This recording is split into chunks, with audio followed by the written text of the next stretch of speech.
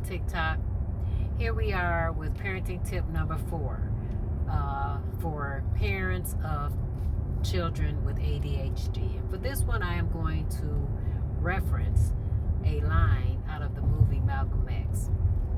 And he was basically talking about the slave mentality of when, the master would say he was sick and the slave would say, "We sick, boss?" Like he could not, the slave themselves did not see themselves as an individual human. They were just an extension of the master. So in that reference, he was basically saying that, even in that sense, it wasn't "are you sick?" it's "are we sick?" Because if you sick, it's we sick. So it's the same with ADHD. If you have a child that has ADHD, it's we sick. We got ADHD, okay? Because it can't be your child has ADHD and you still going to continue to be the parent that you were or are with your other children. And that's kind of in our community. I do see that that's and this might come off as being a little judgmental, but what I kind of see is that, and I'm guilty of it. So I'm not saying anything to say this is what y'all do and it's just y'all. I'm saying that I did that as well, and that is to want to continue to parent this child like I did my other children. And so you can't expect your child to be productive and successful in what it is that they're trying to do, and accept this diagnosis and still be successful with it, knowing that they can, if you're going to continue to be the parent that you are. So you're not going to make no adjustments. You're not going to go seek treatment yourself and seek therapy yourself.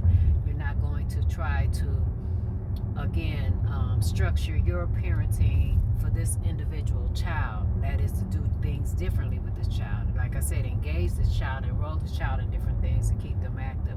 That means you're going to have to be active. And that's why I think sometimes people are so adamant that, oh no, my child don't have ADHD, because that means, that's going to mean you got to change some things.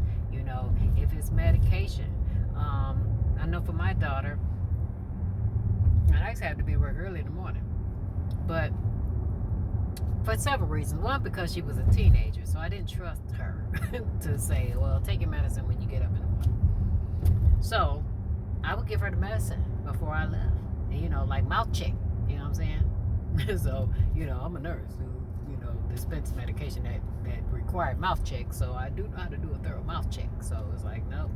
And so she used to fight that because the medication did work and it made her focus. Because we had these conversations as she became an adult.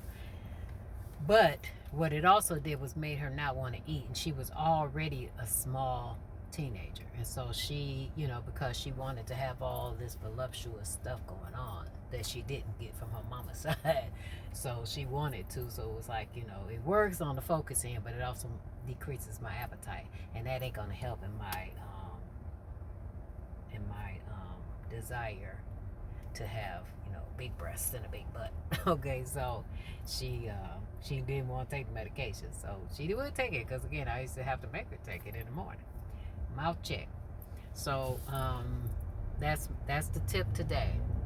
Don't expect your child to be successful and do all the changing, and you don't want to do anything to change.